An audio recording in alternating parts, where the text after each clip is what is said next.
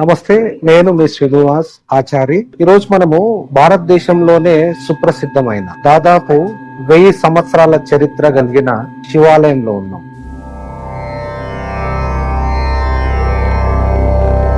ఇదొక శివ మందిర్. ఇది దాదాపు సోమేశ్వర అనే చాళుక్య రాజు 11వ శతాబ్దంలో నిర్మించిందని ఇక్కడ లభించిన శాసనాల ద్వారా తెలుస్తుంది. ఇది ఏమద్ పంతి అనే వాస్తు శైలిలో నిర్మించారు. యాక్చువల్ గా భారతదేశంలో 3 మందిరాలు నిర్మించే స్టైల్స్ ఉన్నాయి. అంటే వాస్తు శైలిలు 3 రకాలుగా ఉంటాయి: వెసర, నగర, ద్రావిడ. ఆ వెసర, నగర నుండి తీసుకొని తయారు చేసిందే ఈ వాస్తు శైలి. జనరల్ గా ఏంటంటే హొయసాల, చాళుక్య, ఏమద్ పంతి, దాంతో పాటు నెక్స్ట్ 13వ శతాబ్దంలో ఈ కాకతీయులు ఇలాంటి ఆలయాలని నిర్మించారు. వీటికి ఒక ఉప వాస్తు శైలి అనొచ్చు. చాలా అత్యద్భుతంగా ఉంటది అనమాట. ఇందులో ఈ ఒట్టాల్ విలేజ్ లో దాదాపు ఇప్పటికైతే 4 విలేజ్లు ఉన్నాయి. 2 అయితే పూజలు జరుగుతున్నాయి, ఇంకా 2 శిథిలావస్థలు ఉన్నాయి. వాటిని కూడా త్వరలో పునర్నిర్మించడానికి ప్రయత్నాలు అయితే సాగుతున్నాయి. మనం ఉన్నది ఇప్పుడు శైవ టెంపుల్, శివ మందిరం. పక్కన ఉన్నది పార్వతీమాత టెంపుల్. అంటే భారతదేశంలో చాలా చేతుల మీద లెక్కించేదగ్గ మందిరాలు పార్వతీ పరమేశ్వరుల మందిరాలు ఉంటాయి. ఇంకొకటి నార్త్ ఇండియాలో పార్వతీ పరమేశ్వరులు జనరల్ గా విగ్రహ రూపంలో ఉంటారు, కానీ సౌత్ ఇండియాలో మాత్రం లింగ రూపంలో మనం చూస్తాం. ఇది దాదాపు 12 మండపాలతో నిర్మించారు. ఒకసారి దాని గురించి నేనైతే సవివరంగా తెలియజేసే ప్రయత్నం చేస్తాను. సో ఈ వీడియోలోకి వెళ్లే ముందు ప్లీజ్ సబ్స్క్రైబ్, షేర్, లైక్ చేయండి. Thank you very much. అయితే మనం వీడియోలోకి అయితే వెళ్దాం. ఇది మహాదేవుని మందిరం యొక్క తూర్పు ముఖద్వారము. సో మనకు ఎదురుగా కనిపించేదే గర్భగుడి. ఆ గర్భగుడిలో మహాదేవుడు లింగ రూపంలో ప్రతిష్ఠించబడ్డాడు. ఆయన ఎదురుగా నంది ఉంది. ఈ నంది యాక్చువల్గా బయట ఉండే, దీన్ని తీసుకొచ్చి ఈ రంగ మండపంలో పెట్టిరన్నమాట.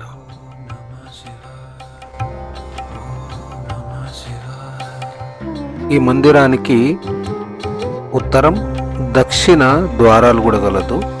సో మొత్తానికైతే 3 ఎంట్రీలు ఉన్నాయి. దీనికి 3 ప్రవేశ ద్వారాలు.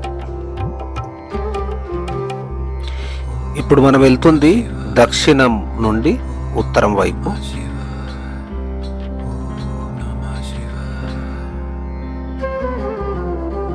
చూసారు కదా, చాలా అందంగా ఉంది. అతి ప్రాచీనమైన శివ టెంపుల్. సో ఎదురుగున్నదే దక్షిణ ద్వారం. ఇది గర్భగుడి. మహారాష్ట్రలో అంటే అతి పెద్దయిన శివలింగం ఇదే అన్నమాట. సో ఇంత పెద్ద శివలింగం మహారాష్ట్రలో ఏ శైవ మందిరంలో కూడా లేదు. పైన కనిపిస్తున్న పైకప్పు అందంగా ఒక పుష్పాలంకరణ లాగా క్రాఫ్ట్ వర్క్ చేసిర్రు. ఈ చుట్టూ చాలా మందమైన రాతి గోడలు, దాంట్లోనే 4 స్తంభాలు ఇమిడి ఉన్నాయి. సో ఇక్కడ కనిపించే గంధర్వ కన్యలు అన్నమాట. ఈ 7 స్టెప్స్ ఉంటది. ఈయన మెయిన్ ద్వారం ఏదైతే గర్భగుడి ద్వారము, దానికి 7 స్టెప్పులు చేసిర్రు. అతి సూక్ష్మమైన క్రాఫ్ట్ వర్క్ చేసిర్రు అనమాట. ఇది లెఫ్ట్ టు రైట్ కి వెళ్ళి చూసినా ఒకే రకంగా కనిపిస్తుంది అనమాట. ఈ 3D టెక్నాలజీ, 3D డిజైన్ అనేది ఇప్పుడు మనం చూస్తున్నాం, కానీ ఇది ఆ రోజులలో అంటే 1000 సంవత్సరాల కిందనే చేసిరనడానికి ఈ ద్వారమే నిదర్శనం అన్నమాట. చాలా అద్భుతంగా ఉంది. 7 స్టెప్స్ అవి, అంటే 7 స్టెప్పులు లాగా ఉన్నది చూడండి. అతి సూక్ష్మంగా, అది చాలా సూక్ష్మంగా చేసిరు చూడండి. ద్వారబంధానికి పైన గజలక్ష్మి అమ్మవారు ఉన్నారు. ఆ పైన కీర్తిముఖ్ అనే రాక్షసుడు. ఆ తోరణాలు అత్యద్భుతంగా ఉన్నాయి. ఈ ఎడమ సైడు గంధర్వ కన్యలు, దాంతో పాటు 7 స్టెప్స్ ఉన్నాయి చూడండి. చాలా అద్భుతంగా. పైన పద్మం ఉన్నది, పద్మాన్ని తొలిచిర్రు. మధ్యలో అరటి బోధలాగా ఉంది. దానికి 4 వైపులా కీర్తిముఖ్ అనే రాక్షసుడు, అంటే కోరికలను తినేవాడు అనమాట. శివుడు అతనికి వరం ఇచ్చిండు, నా దగ్గరకు వచ్చే భక్తుల అనవసరమైన కోరికలను నీకు ఆకలేసినప్పుడు తినేయమని. అందుకే ఈ టెంపుల్లో ఎక్కడ చూసినా కీర్తిముఖాన్ని, రాక్షసుడిని సీలింగ్ లో పెట్టిరు. ఈ లెఫ్ట్ సైడ్ చూడండి, అద్భుతంగా ఉన్నది వెంటిలేషన్.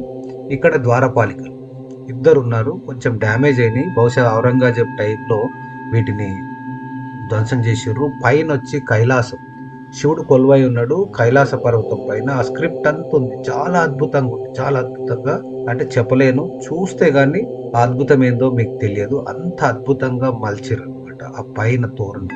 చాలా అంటే చాలా ఆ రాతిలో సూక్ష్మం కంప్లీట్ శివునితో పాటు ఎవరెవరు ఉన్నారో అందరు అక్కడ కనిపిస్తారు మీకు. ఇక్కడ చూడండి 12 పైకప్పులు ఉంటాయి. 12 సీలింగ్స్ కు పద్మము అంటే తామర పువ్వు, అరటి పువ్వు, ఆ, పద్మం ఆకారంలో ప్రతి దాంట్లో అలా అందంగా చాలా క్రాఫ్ట్ చేసి చాలా సూక్ష్మంగా, అంటే సూక్ష్మాది సూక్ష్మంగా. దీన్ని చూస్తే గానీ ఆ ఫీల్ ఏందో తెలియదు, అంత అద్భుతంగా ఉంది. మొత్తం 12 దూలాల మధ్యలో ఆ స్టార్ షేప్ స్టెప్ మధ్యలో అది ఉన్నది చూడండి.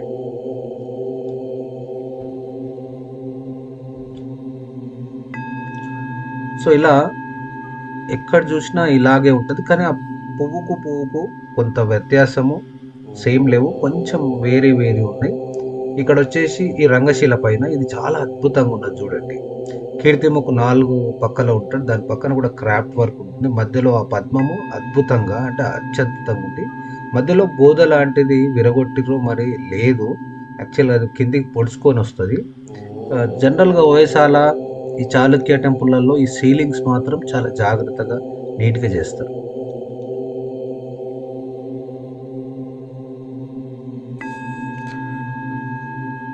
గర్భగుడికి చుట్టుపక్కల అద్భుతమైన స్త్రీల శిల్పాలను చెక్కిర్రు.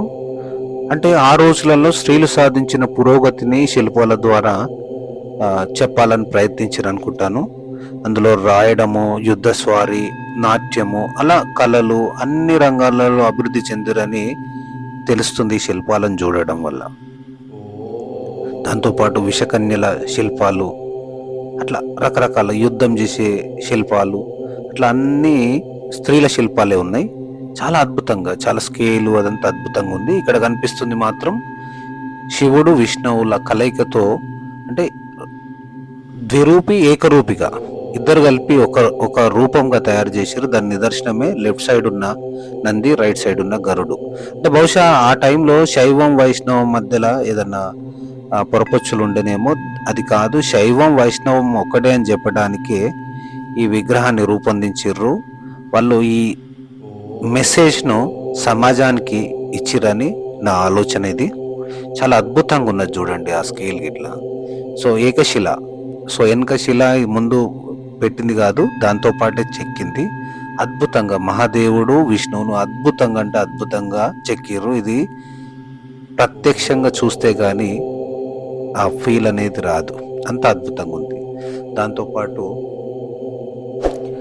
పక్కన నాట్యం చేసే అమ్మాయి శిల్పం ఉంది. రైట్ సైడ్ ఏమో అమ్మాయి పైకి ఒక ముంగిస కాలు మీద ఎక్కుతున్నప్పుడు ఆమె కింది కొంగింది, ఆమె ఆభరణాలన్నీ కింది పడుతున్నట్టున్నది. లెఫ్ట్ సైడ్ ఏదో రాస్తున్నది చూడండి అమ్మాయి. అట్లా రకరకాలుగా యుద్ధ స్వారీ చేసేటట్టు. అంటే అప్పటి పరిస్థితుల్లో స్త్రీలు ఎంత అభివృద్ధి చెందిర్రో ఈ విగ్రహాల ద్వారా మనకు ఈజీగా తెలుస్తుంది అన్నమాట. ఆమె నాట్యం చేసి అలసిపోయినట్టుంది, గజ్జలు విప్పుతుంది ఆ విగ్రహం ద్వారా. అంటే విద్య, కళలు, ప్రతి రంగాలలో స్త్రీలు ఉన్నారని ఈ విగ్రహాల ద్వారా మనకు తెలుస్తుంది.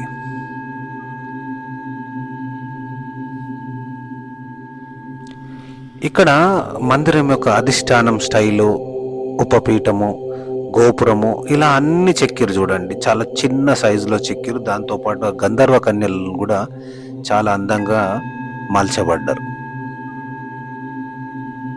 ఈ గోపురం స్టైల్ చూడండి. కానీ ఈ టెంపుల్కు గోపురం ఉండదు. చాలా రకరకాలుగా చిన్న చిన్న విభేదాలతో, అంటే ఇక్కడ ఉండదు, అలా రకరకాలుగా కొన్ని చిన్న చిన్న తేడాలతో దాన్ని అంతా క్రాఫ్ట్ వర్క్ చేసి చూడండి.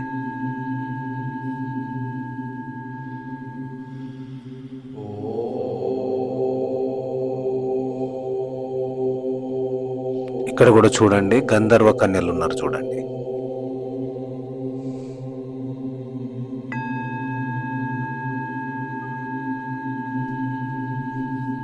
పన్నెండు మండపాలు, పిల్లర్స్ వచ్చి 16 ఉన్నాయి ఈ మొత్తం ఈ మండపంలో. గర్భగుడికి 4 దిక్కుల 4 పిల్లలు ఉన్నాయి. ఈ పద్మాకారాలు చాలా అందంగా అంటే అందంగా ఉన్నాయి. చూడండి, ఆ పిల్లర్కు భీముకు మధ్యన ఏదైతే సపోర్ట్ ఉందో అది తాచుపాము యొక్క ముఖం ఆకారంలో ఉన్నది చూడండి. దాంతోపాటు ఈ పద్మాలు అయితే చాలా అట్రాక్టివ్ ఈ టెంపుల్లో.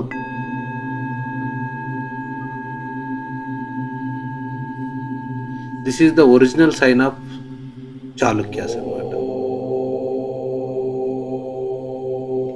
ఇందులో అర్ధమండపం ఉంది, అంతరాలయం ఉన్నది,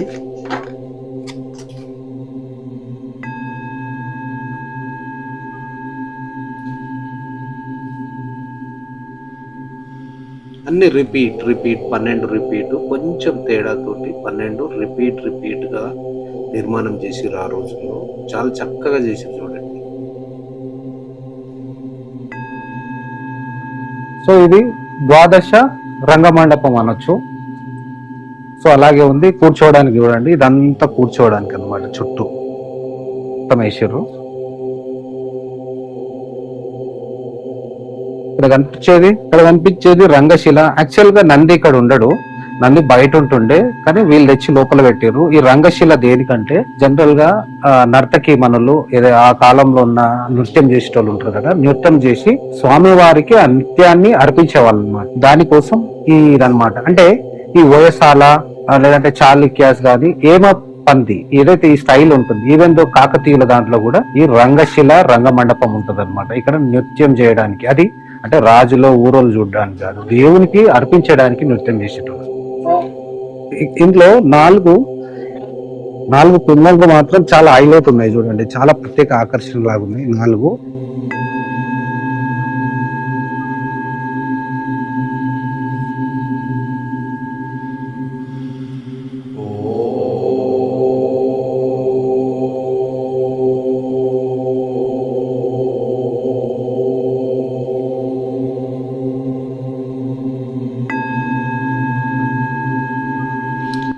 మనం ఎక్కువ ద్రవిడియన్ స్టైల్ టెంపుల్స్ చూస్తాం మన సౌత్ ఇండియాలో. అవి రెక్టాంగిల్గా ఉంటాయి. కానీ ఇది చూడండి, ఈ ఓయసాల, చాళుక్య, ఈ కాకతీయ స్టైల్ అంతా స్టెప్పుడుగా చాలా స్టెప్పులతో నిర్మాణం చేసి చాలా అద్భుతంగా, అంటే మానవుని ఊహకు అందకుండా అంత అందంగా మలిచి చూడండి. ఎన్ని స్టెప్స్ ఉన్నాయి, చాలా స్టెప్స్గా ఉంటుంది. వివిధ కోణాలు, అంటే జామెంట్రీని అంతా వాడిరా అనిపిస్తుంది ఆ కాలంలోనే.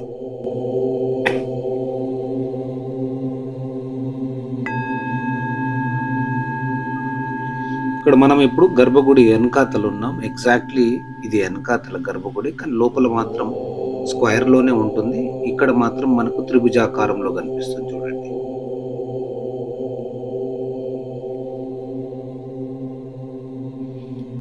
వారి మెయిన్ మోటో అంటే పథకం అంటారు కదా, ప్లాను, అది నక్షత్రాన్ని, అంటే ఆ నక్షత్రంతో ఇన్ఫ్లుయెన్స్ అయ్యి దానిని తీసుకొని, అంటే ఈ ప్లాన్ ఏదైతుందో అది చేసిరు అనుకుంటాను.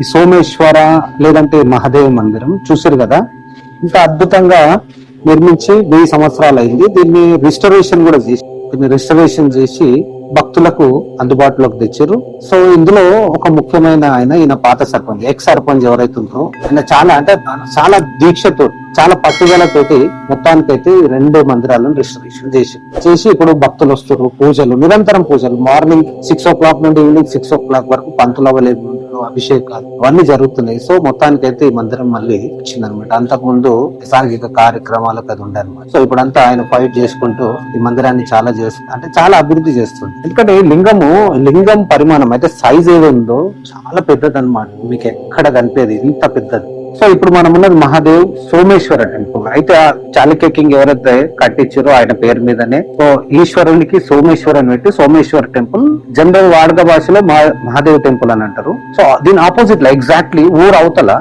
సిద్ధేశ్వర్ ఉన్నది, పక్కన ఎడమ వైపు అమ్మవారు పార్వతీమాత ఉంది, ఇటు రైట్ సైడ్ పరమేశ్వర టెంపుల్ ఉంది. కానీ ఒక చరిత్రలో మర్చిపోలేని ఒక బాధాకర విషయం ఏంటంటే 17వ శతాబ్దంలో ఔరంగజేబు హిందూ గుళ్ళ పైన దేవుళ్ళ పైన ఎన్నో దండయాత్రలు చేసి డిస్ట్రాయ్ చేసుకుంటా దానిలో భాగంగానే ఈ ఒట్టాల్ టెంపుల్ కూడా ఆయన నయవంచనకు గురైనాయి.